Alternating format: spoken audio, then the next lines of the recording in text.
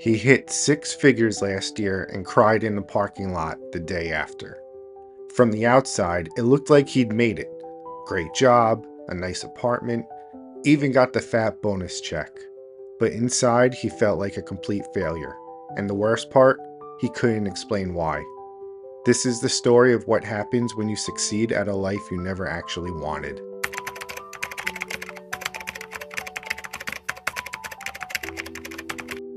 You ever look around at your life and think, I should feel more successful than this? Like on paper, things don't look that bad. You've got a job, maybe even a good one. You've done what you're supposed to do, but still, there's this quiet voice in your head saying, is this it? Here's what nobody tells you. That dull, invisible feeling of not enough, it's not just messing with your confidence, it's messing with your money. Yeah, seriously. That low-grade disappointment you've learned to live with, it's actually repelling abundance, and I'm going to show you exactly how. Because the real problem isn't your job, your bank account, or your hustle. The real problem is the invisible definition of success that you've been handed, without even realizing it. And until you change that, nothing else changes. So if you're tired of watching other people attract what you know you deserve, and you're ready to finally flip that switch, keep watching. This might be the moment that everything starts to make sense.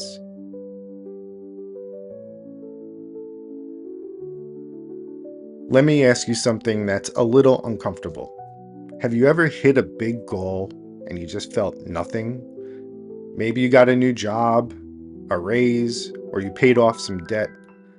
There's a quick high, a few compliments, but within a few days, you're back to scrolling, stressing, and wondering why none of it feels the way it should. Like there's no payoff. Well, you're not alone. Most of us were taught to measure success by milestones, not by meaning.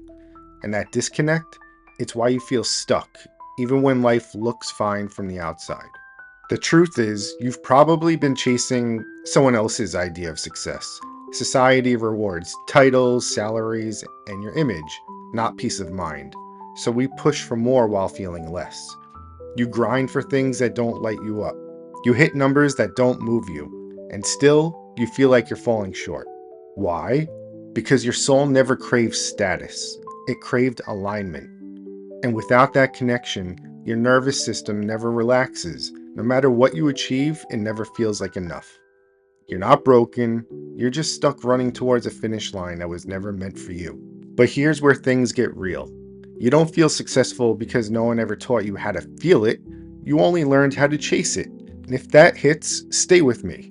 Because next, we're going to unpack the invisible script that's been calling the shots in your life without you even realizing it.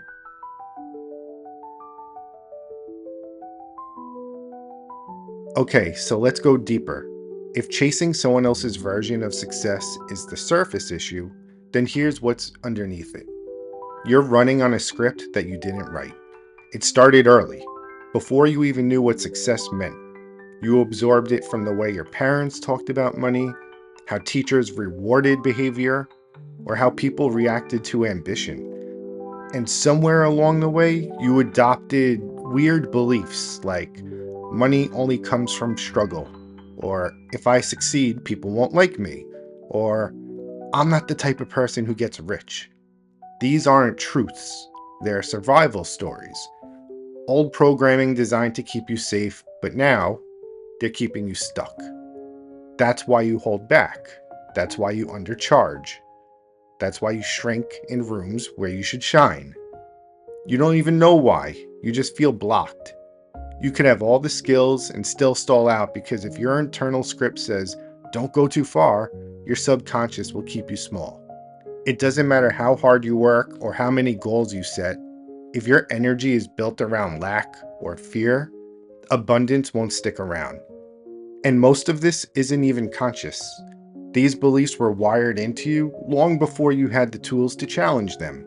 But now they show up in your hesitation, your discomfort with being seen, your tendency to downplay your own wins. Every time you obey that old story, you end up reinforcing it. But here's the real question. If the script is this deeply wired in, how do you change it? Well, it starts with understanding that this isn't just about mindset, it's about biology. Let's talk about how your nervous system, your actual body, is keeping the old story alive.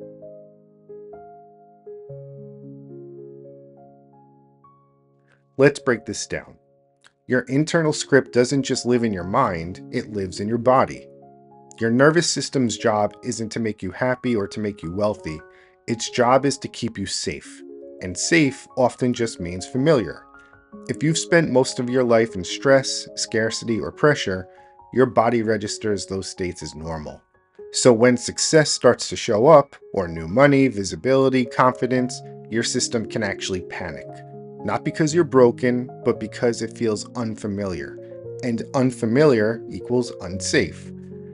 That's why you can want success but still self-sabotage it. When you procrastinate, undercharge, or talk yourself out of something good, your body is pulling you back into what it knows. Dr. Joe Dispenza calls this an emotional addiction. Your nervous system gets hooked on feelings like anxiety or struggle, and anything outside that baseline, like peace or abundance, feels off. That's why affirmations alone don't work. Why all that hustle sometimes leads to nowhere. You're not just shifting thoughts, you're up against biology trained to associate survival with tension. But here's the upside: biology can change. Your brain is plastic. Your nervous system can recalibrate. But first, you need to see the pattern. Because when you finally recognize the cycle you've been stuck in, you can break it. And that cycle, that's what we call the success scarcity loop. Let's unpack how it works and how it keeps even the most driven people living small.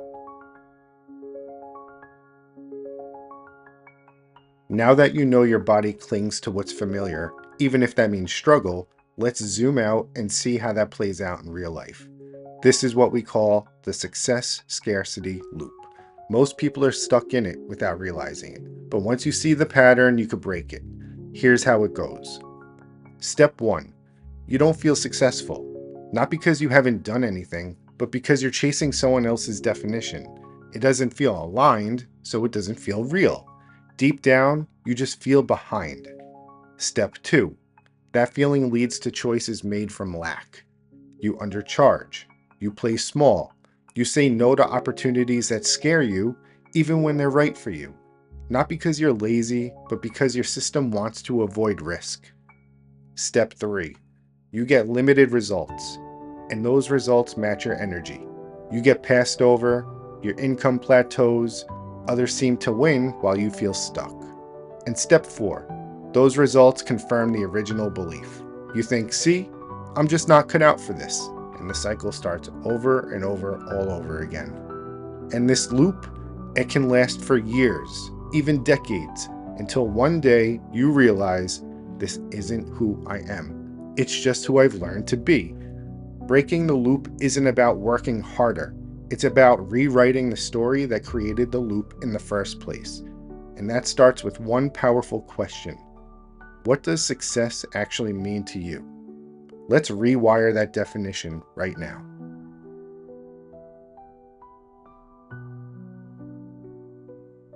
You've seen the loop. You know how your old beliefs have been steering the wheel, even when you're trying to go somewhere else.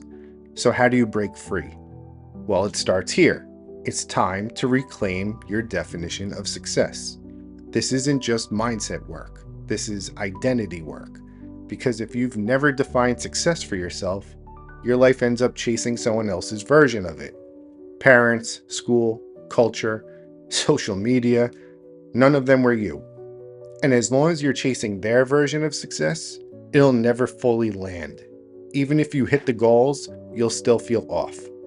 So pause for a second. Get honest. Ask yourself, what actually matters to me? What gives me peace, meaning, or pride? What would success look like if no one else had an opinion? Now picture this. It's 5 years from now. You wake up calm, grounded, and confident. Where are you? What are you doing? Who are you with? And here's the key. Do you feel successful in that version of your life? Because that feeling, the peace, the alignment, the confidence, is what we're really chasing. Maybe your version of success is 6 figures doing creative work, or more time with your family, or waking up without anxiety. Whatever it is, you get to choose it. And when you do, your energy shifts. Your body relaxes. Your decisions start lining up with your truth. But defining success is just the first step. Now you have to feel it first. Let's talk about how to start embodying the version of you who's already living it.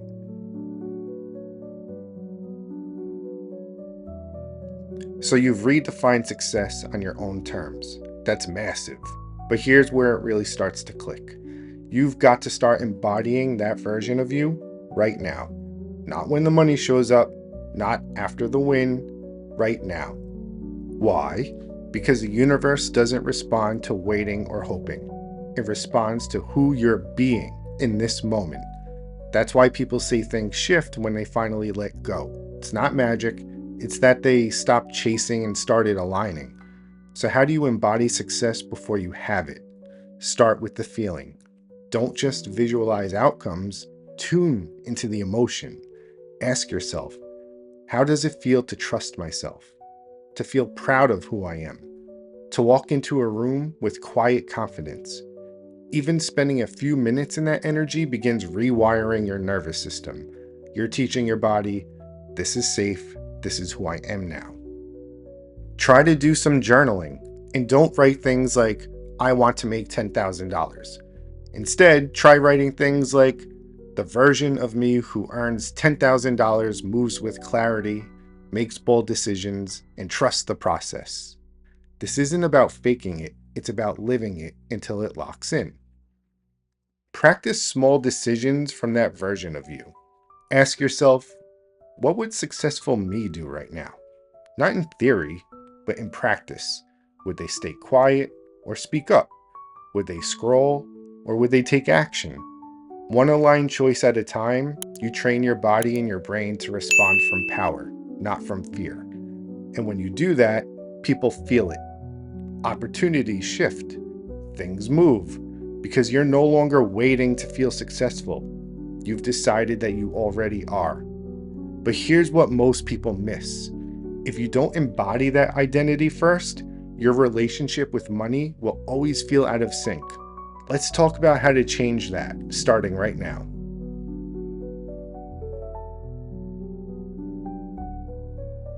By now, you've probably realized this was never just about success.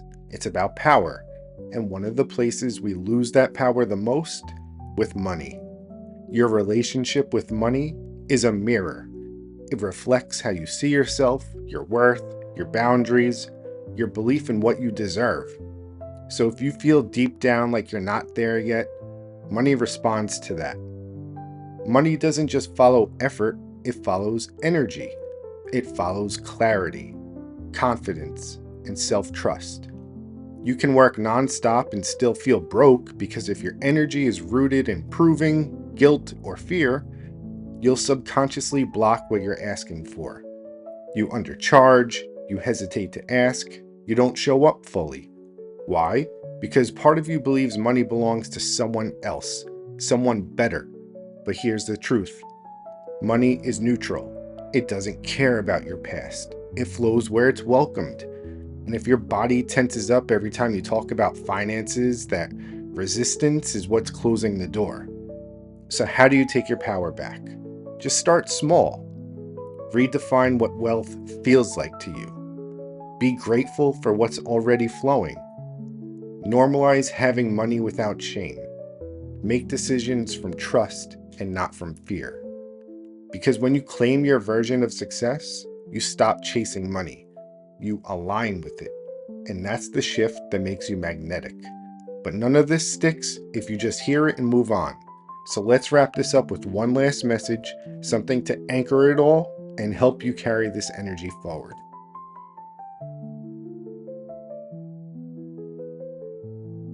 Take a breath. If you're still here, you didn't just watch a video. You gave yourself something real. You stopped, you listened, you questioned the old story. And maybe for the first time in a while, you saw that you've had the power the whole time. You've been measuring success with someone else's ruler. And the moment you drop it is when everything changes. You stop living on autopilot. You stop chasing what doesn't light you up. You stop making money the villain or the prize. Instead, you start showing up differently, more grounded, more aligned, and things begin to shift, not because you're working harder, but because you're finally being you. So here's what to do next. Just take 2 minutes and ask yourself, what does success feel like for me? Write it down. Say it out loud. Own it. Because once you do, you're no longer waiting for life to begin. You're living it. And hey, if this video helped you see something in a new way, I'd love to have you stick around. This channel is all about real transformation from the inside out. Mindset, money, meaning, no fluff. So if that's what you need more of, hit that subscribe button. We're just getting started, and I want you here for what's next.